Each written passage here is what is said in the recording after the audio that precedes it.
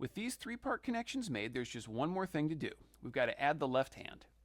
Great news, it starts in unison with the hi-hat, so we're just going to play clicks and put it all together. And 1, 2, 3, 4.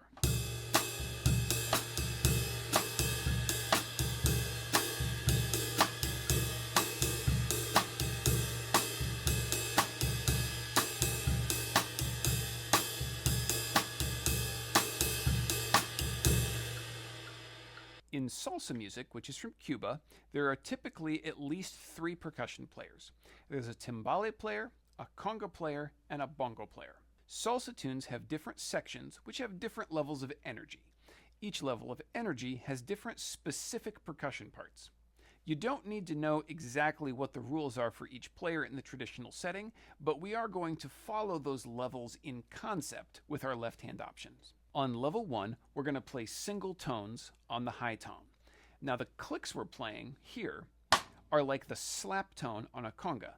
Those are going to stay on beat 2 of each bar with the hi-hat.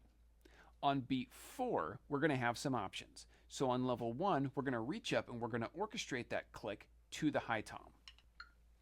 1, 2, 3, 4.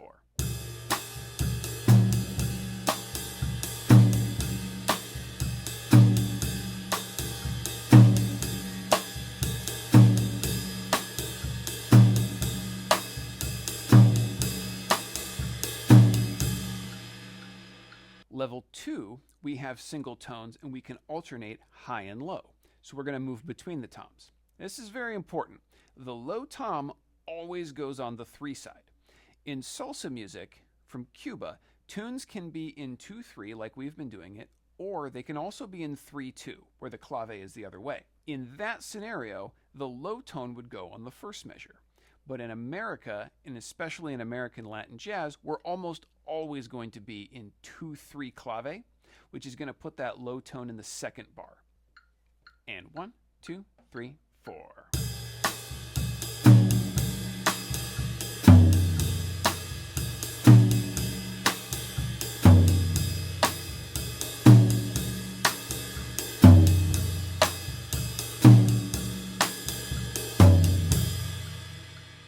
On level 3, we have the double low tom. Now this is where the traditional percussion parts change a lot. The bongo player is going to put down their bongos and grab a big bell, and that's going to leave the conga player space to play more solos and fills. So we're going to add another note on the low conga, which is going to overlap the ride. We're going to isolate this moment for just a minute to get it lined up, and then we're going to get it into the flow. So we have...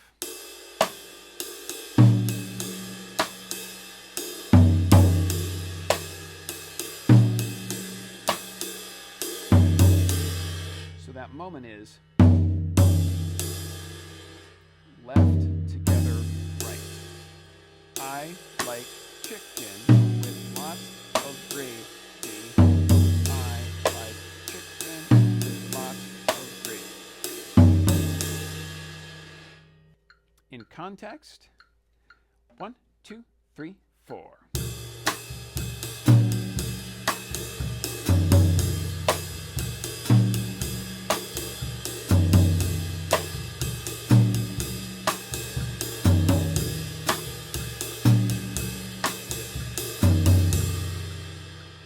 Level 4, we're going to play double tom hits on everything.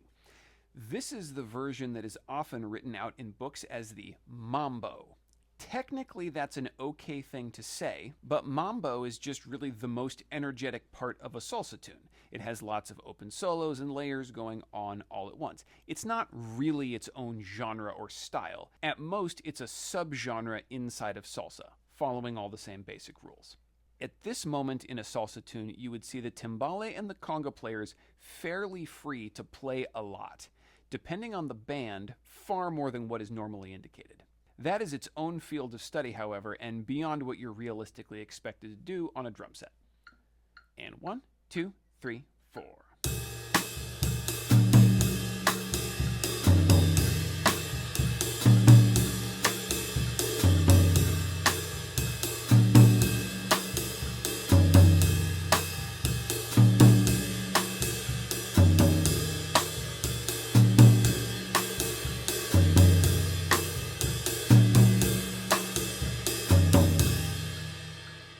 Now you have a complete start to Latin grooves. You can incorporate some of the Cuban or Brazilian elements discussed in the bass drum previously if you like, or simply use this as a point of reference to learn specific grooves indicated in a published arrangement. It also would be worth your time to go back and replace the cascara with the partido alto that we learned from Brazilian music, as that will typically be the ride pattern indicated in anything listed as a samba instead of as a mambo.